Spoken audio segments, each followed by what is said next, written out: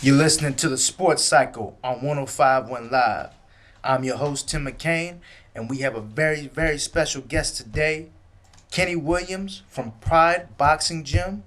And also, he's an incredible trainer. He was an amateur for about 7 years, and he was a trainer for about 18, correct? No, so I've been training now for about 12 years. Still 12 training years. at at the level that I'm training at now. Uh-huh. Yes, sir. Yes, sir. So, what is it like owning a boxing gym during this COVID-19 pandemic? Oh, it's tough, man. To be honest with you, man, it's tough. Like I was explaining to you before we kind of came on live, man. Our first official day open was Monday, right? I think not I think, but before the pandemic, we had about 115 just enrolled members. When we opened back up, we had 23 sign back up. So that tells you there's a big difference from what we were doing on the business side before the pandemic, man. So it's tough right now, but we see the glass half full, man, and hopefully, this COVID thing goes away Yes, sir. sometime soon. They'll figure something out for it, man, and we could get back to our regularly scheduled program. Absolutely, Yes, sir. absolutely. So I want to let everyone know the first time I met you, I actually was going to interview Calvin Dickerson, and while we were waiting, I got to talk to you about so many different things, and it just dawned on me how caring you were. You know what I'm saying? As a black man who was passionate about boxing, you were a leader, and I feel like Appreciate you, man. yeah, man, and I feel like you're doing so much for the community. So I just want to acknowledge you and say thank you for what Man. you're doing for the community. Man. Thank you, man. Man. Affirmation is always a good thing because I don't always feel, man, love like that, man. So I appreciate that. Thank Yes, you, sir. man. Glad to know, man. People see, my heart, man. Absolutely, Yes, sir. absolutely. So speaking of love, when did your love for the fight game begin? Oh man. So man, young, man, young. My journey, man, with this is it's kind of been an ebb and flow, man. I'm originally from New Haven, Connecticut. So I moved here. I moved here officially when I was 12, and was kind of back and forth between here and Connecticut throughout my high school years, man. But I started young, about 8 years old, man, in New Haven, Wow. Connecticut, and at a local Y. And believe it or not, man, boxing wasn't my necessarily first love, man. I love baseball. We talked about that a little bit earlier before Yeah, we yeah. got on the air. And I played football and basketball as well, but boxing was kind of one of the things on the backside. Once I got to college, I went to North Carolina Central. Right? Okay, I know yes, we sir. around. HBCU. I know we in this Aggie whatever Yeah. kind of land, Facts. man. But I went to North Carolina Central, man. And when I got back to college, like I said, I dibbled and dabbled a little bit, man. In high school, there was a guy in my neighborhood from Philadelphia who I was training with and kind of working with some and got some fights in with, but it wasn't anything, man, as hardcore as when I got the Central and I got with my coach who's still there now, Coach Massey, and he kind of took me under his wing, man, and I worked a little bit with him, and he kind of changed my perspective on just by him and boxing, just kind of changed my perspective on life and everything else around me, man. And from there, kind of, it was kind of in me, man. Yes, Yeah. sir. Yes, sir. Okay, so my next question to you is like, so let's say, so you're a trainer. Mm-hmm. So if you had to teach a young kid how to box, like what's the proper, we have videotape, what's the proper way to like throw like a right hook or a jab? So the proper way to throw it? Yes, sir. Oh man. Right hook or jab? Which one you want, man? I guess which one you want? We're going to go for the jab for the first. jab. Okay, there's a couple of different ways, man. There's a different variations of the jab, but for just the guy just coming in the gym, um, first thing is stance, man. You gotta make sure your stance is right. So if you're a left-handed guy, you would stand with that left foot back, right, and shoulder forward, Hands up, right hand is the opposite side, right? Okay. So your jab, and we're just talking about just the plain vanilla straight jab. Your hand is up, right? Hands up, stays up on this side, and the jab is just straight out. All you're gonna do is Mm. stick it straight out. And when that jab comes out, you wanna make sure hand is up on this side, right? So I can't get, so somebody won't be able to get me on this side. And you wanna make sure that chin is nice and tucked. So if somebody kind of slips around and try to get around, you got the shoulder protecting that chin, right? Mm. So it's just boom. So you push it out and then you right back. Push it out there and then you right back. All right. Gotcha. Well, that's a straight jab, but you have different variations. Up Yeah. jab, there's an up jab, and sometimes you want to try to change speeds on it. You want to shoot it high and low, Hmm. but so there's different ways you can throw it. And, Gotcha. long Gotcha. story short, yeah. So, what was your experience like as an amateur, and who were some of the toughest fights you ever had? Yeah, so my believe it or not, I didn't have my amateurs. I had 16 amateur Oh, fights. 16. Yeah, I had 16 amateur fights, which in my world, man, these guys who they're man, the top kids that get signed out of the amateurs, man, have hundreds and 200s of fights, Yeah. right? So I had 16, and I would say, my amateur background, I was 14-2, so it wasn't, I was pretty good, That's but nice. it was a decent, man. Like Okay. there's a guy named Lone Chico who Oh, went yeah. like 301 in the amateurs, man. You know what I mean? Yeah. But I say that to say, so I fought a lot of local guys. I didn't fight anybody with any of these big names. Boxing now, especially in North Carolina, man, is not necessarily a big thing. It's Yeah. bigger than it was Hmm. when I was going, right? I mean, especially like now with my guys, we travel all over the country Yes, doing sir. this, man. And, right now, my son is ranked eighth in the nation, right? Yeah. Because it's getting a little better. And then Coach Massey in Durham has like 2 or 3 kids ranked number 1 or 2 in his gym. Wow. So it's bigger now than it was 21, 22, 23 years ago. Mm. Right?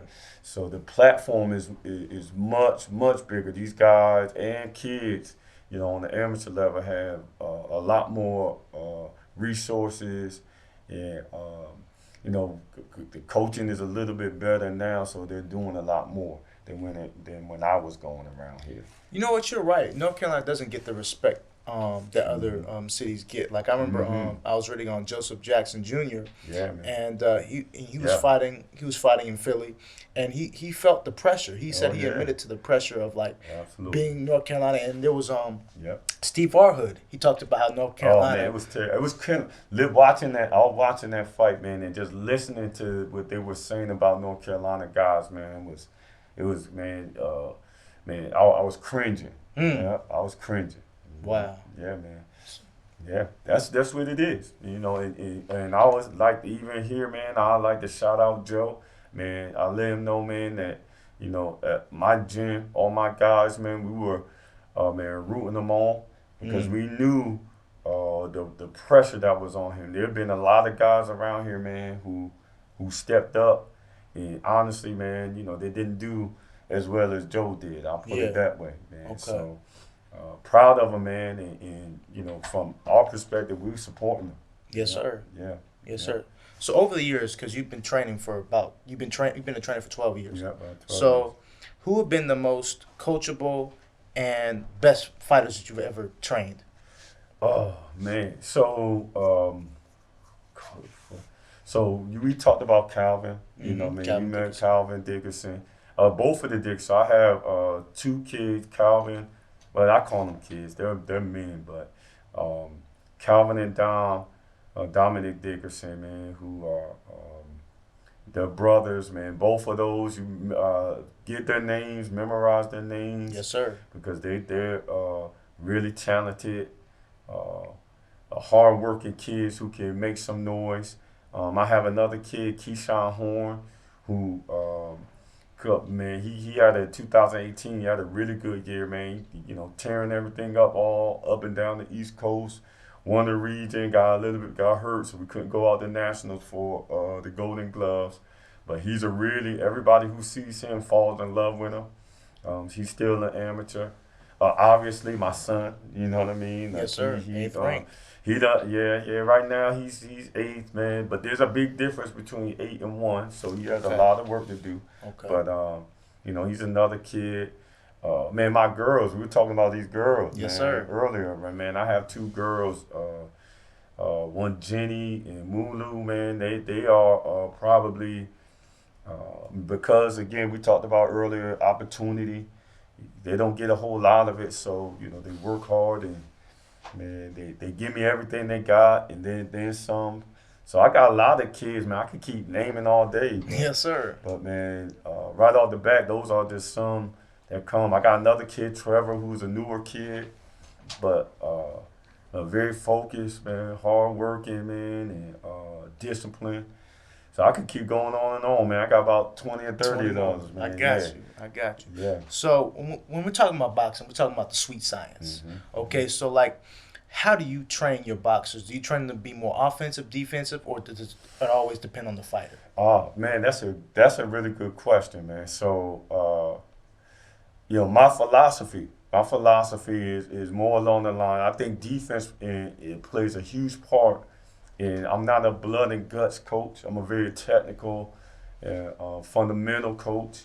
But defense is one of the first things that I start teaching my guys when they come in. Like I tell, Calvin and all these guys all the time, man. Like, look, when it's all said and done and we get these belts and you guys have your money, my thing is, I want you to know who your daughters and your sons are. I want you to be able to pick up your grandkids and enjoy the latter part of your life. So taking care of your body, one, and learning how to play defense, hit and not get hit. Sometimes you got to go to war. You Yeah. can't get away from the wars, but you want to be able to be smart about it, right? Right. And be slick. Right, and use your head and your defense, man, as an asset. Wow. Yeah. So speaking about health, everyone knows that in boxing, you look at the great boxers, a lot of them have, issues, Yeah. mentally, physically. What kind of advice would you give to a young person trying to go pro? Like, would you say, well, hey, look, boxing is a great career, but you only want to be in there for only a certain amount of time because your body might not be able to take it? No, so it's man. What I tell people when they come, anybody who comes into my gym and say they want to be competitive and want to compete. Like the first things first, man. We have to realize this is a blood sport. Boxing is a blood sport, man. It's not. I know, man. It's faddish. Like now I go online and you see all the cool network combinations and all that kind of stuff. But at the heart of this thing, it's a blood sport, man. There are people who will kill you. And guys will get knocked out, get killed in the middle of the ring, and for like 10 or 15 seconds, the crowd is going to be going bananas, Right. right? And then until they realize there's something really wrong with you, right? And man, so that is the sport that we're in. So when you sign up the box, at the end of the day, man, that's what you're signing up for. But I personally think that there's so much more to this than just getting in the ring. Right? Okay. So for instance, my son, like I said, really talented kid. He's probably more talented because he's been doing it since he's been 3. Not the hardest working kid in the world. I would like to see him work a little bit harder. But he's a kid who wants to go to college and, he has all this really good student. He has all this other stuff that he wants to do. So boxing is just kind of a thing that he does. I make him do it because if you can understand hard work starts in the gym and that can translate outside of the gym. Hard work is hard work. Right?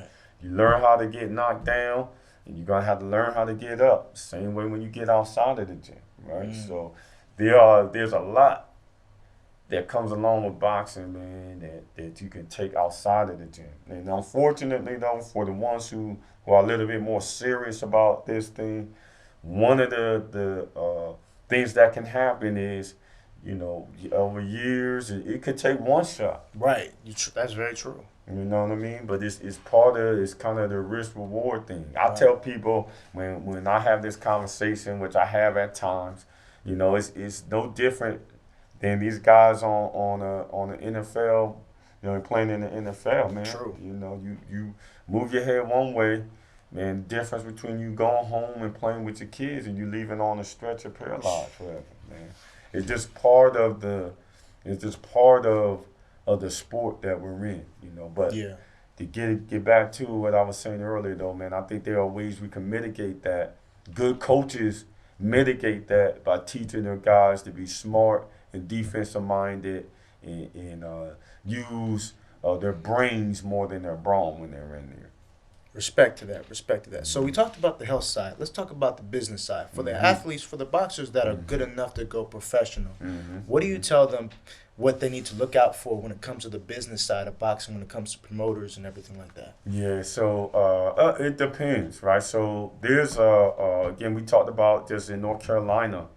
Um, like our market, this boxing market is not a big one at all. And I think uh, for a lot of people on the outside looking in, like there are some people who well, there are a lot of people who just don't know. In North Carolina, if you go pro, your route is a lot different than the kid from there's a kid up in Virginia right now. His name is Keyshawn Davis, probably the best amateur boxer in the country. Right now, he could probably beat some of the top world champions in his weight class. The Oh, kid wow. is that good. Interesting. So Okay. him turning pro and dealing with promoters is going to be a whole lot different than Calvin turning pro here and dealing with promoters, right? Gotcha. It's like the blue chip athlete. It looks the same way in the boxing world, man. Okay. So the more work you put in on the amateur side, the more nationals you win, the more you build yourself up, you go get a Olympic medal. When you come out, you got promoters waiting on you, throwing money at you, and not to say that they won't have to deal with whatever it is they have to deal with eventually, but the business side looks a lot different for them coming out, turning pro than it does for a kid like Calvin, he's a little bit older when it comes to amateur on the turning on the amateur side. Really talented kid, but being from North Carolina. We there's some looks that we just didn't get, like the Keyshawn Davis kid. So for him or for us, it's making sure you don't sign anything. We're not signing anything that Right. looks funny. You gotta have an attorney close by. Yes, sir. You gotta be smart about, man, even opponents when when you're trying to build a fighter, right? You will get calls from everybody and their mother wanting you to fight a kid with 300 amateur fights. You know what I mean? No, we'll get a call for that. Wow. But right now, for where Calvin is, he's still developing. That's not a fight that we need to take right now. Exactly. So if you don't, I would tell people you got to pay attention, to all of those things, man, when you turn a pro. And the biggest thing, especially for these guys around here, not the Keyshawn Davises, is to make sure you have some money behind you. Okay. Some people who are going to support, and who are going to sponsor you, and who are going to be willing to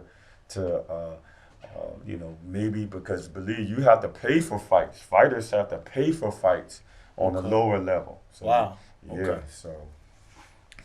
So my next question is, I always do this, and you're the first boxer that I've had on the show. I've only had mixed martial arts guys, so I always ask this question: MMA versus boxing, and why? So first off, man, listen, I respect, man, these MMA guys, man, and what they do, man, wholeheartedly. And man, if you're outside of a ring, you're outside on the corner, and somebody runs up on you, man. Yeah, it's like building a house, man. If you show up to a house and all you got is a hammer, it's gonna be a little bit different than if you show up. You got a hammer, some nails, some cement, some wood. Now you got a lot more to play with. MMA, It's the real deal. yeah, man. Listen, there's a lot more tools in the tool shed that they have. So I respect that. I think, in my experience with working with guys, who come from an MMA background, the difference is like it's just a, you hear the saying, Matt, what is it? Jack of all trades, a master of none. You know what I mean? So a lot of times, what you see with some of the MMA guys is that they're but when they come in and even the verbiage, right? So MMA, a guy who comes in and says he's an MMA fighter off the gate, especially talking to people who have some knowledge in this area and real I would say fighters, man. There's a lot of they just picking a little bit from here, a little bit from here, there, and then when you see them get in the cage, some of them will come to my gym and want to work on their what they call striking, and I could look at them and tell it's not something that they've mastered. Right. Right. So I think when you talk about the difference between the two, like I think from my experience, we from a real technical, from me anyway, I'm a real technical guy. Like we work on our craft, which is from in the MMA term would be striking, but we work on that. It's what we do. Right? That's why when you see uh, uh, the Floyd and the Conor McGregor, Total difference. You're right. come on, man, you put him in the ring, man, he doesn't have a chance. I don't. No. But you put Floyd Mayweather in It's a the different MMA story. ring, Conor gonna knock him out in 18 It's seconds. a different story, man. It's a You know? different ball game, man. And I like Floyd, by the way. He's Oh, my no. favorite all-time boxer. No, You know but, what I mean? man, I would hope, and that's in the game, man. Like, I respect what those guys do, man. A lot more when you talk about being a fighter, the MMA guy, a well-rounded MMA guy. Man, it'd be tough for anybody to beat, right? Tough for anybody to beat, man. I got you. So, Kenny, who are your top 5 greatest boxers of all time? Right. It's a combination of the fighters you've watched, but also history. So let's say, 3 that you've seen, 3 greatest fighters that you've ever seen personally, and then 2 can be historical or not. You said personally, that I've seen personally. Yes, sir. Okay. So you say not so much pro, but any. It could be anything. Oh man, the best fighters, man, that I've seen. Okay, so I'll say historic. Let's start there, man. Okay. Historically, man, I think Sugar Ray Leonard, to me, Interesting. was I just feel like, man, he was as close to the total package of a fighter that I've actually, kind of seen with my eyes, man. Speed, power, man, heart, chin. Even though some stuff was questioned, but the era that he fought in, Right. Was one of the best. man, One of the best ever. Man, you know what I mean? Hands down, I think as far as just body of work and just the eye test, just everything that he could do, to me, he is one of the best fighters that I've seen. Right? That the world has seen, honestly. Man. Yeah, I agree with that. And behind that, man, there's a lot of, man, I think, man, there's a lot of guys. I like a lot of guys from that era too, man. Like people going to, like in Sugar Ray Robinson, and I watched. He's one of mine. Yeah, man, but I watch him, but it's still impossible to be able to just understand just how good he was and see it because we didn't live in that era. Yeah, that's true. Yeah, we didn't. Did he have over 200 fights though? Yeah, man, he was. Or something like that. Man, Or 181, I think. Yeah, man. So he went up through like 4, 5, 6 different weight classes, man. Yes. And put in work in each one of them, man. He's another guy that when you look at him, he did a lot of. He did a lot of things right in there. But I think for me, Sugar Ray, behind Sugar Ray, man, there's a couple of different ways you can go, man. Muhammad Ali? Oh, I do. That's what I thought was going to be the first one, actually. I mean, Muhammad Ali, don't get me wrong, man. I think Muhammad Ali, man, when we get with Muhammad Ali, man, it's something bigger than boxing. True. You know what I mean? So I think. I agree with that. Man, honestly, like we talked about, man, like philosophies, robodope. I don't think that's a good philosophy, right? So I when agree. I look at stuff like that, man, I'm like, you know, but he was really again another a really athletic, talented guy, man. That's natural, man, just naturally gifted the box. You know, I would say, man, top five just because of what he brought to the culture at the time. Here we are, what? Man, 2020. how many years later, man, and Oh, we still walking around with.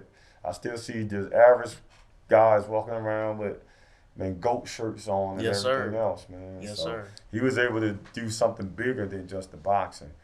Um, I like Roy, man. I think Roy was, Me too. I think Roy was man, really.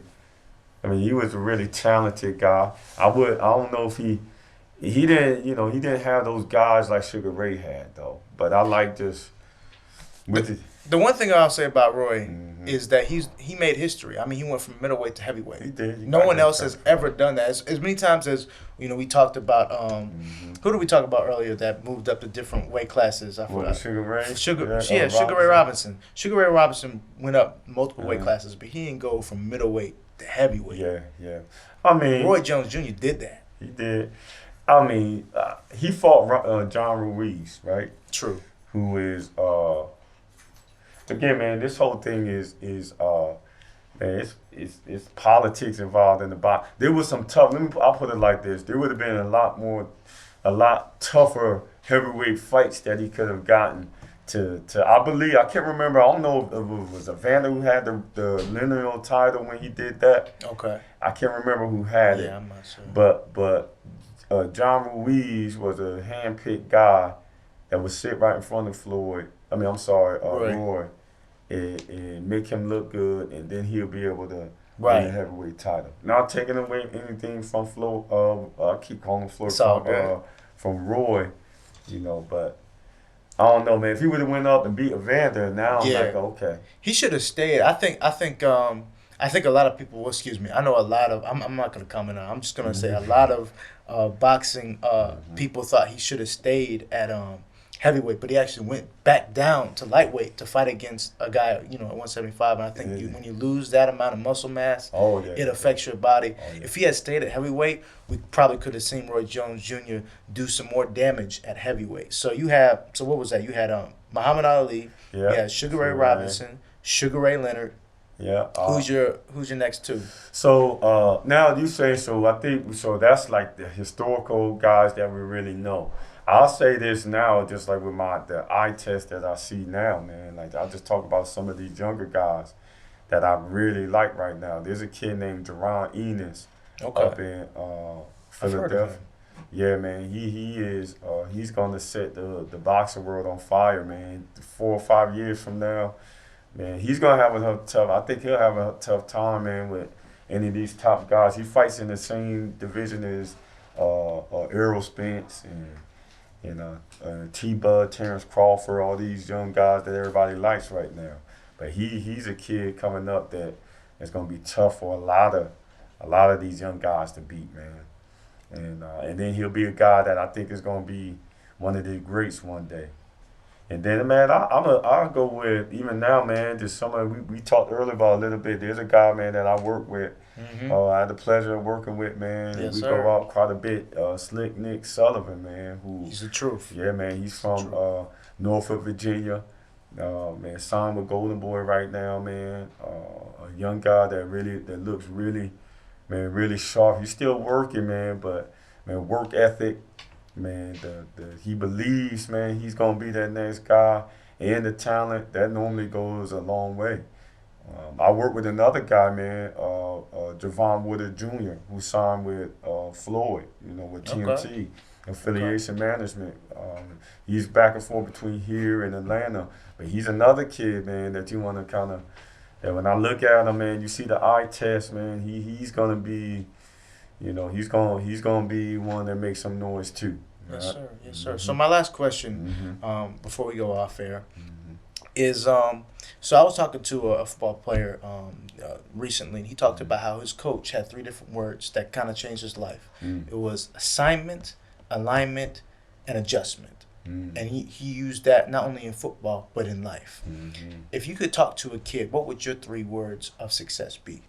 3 words of success. 3 words to like live by. Uh, 3 words. Man, I would say, again, coming from my world, man, um, obviously, first, man, being dedicated, right? Being dedicated and being motivated, right?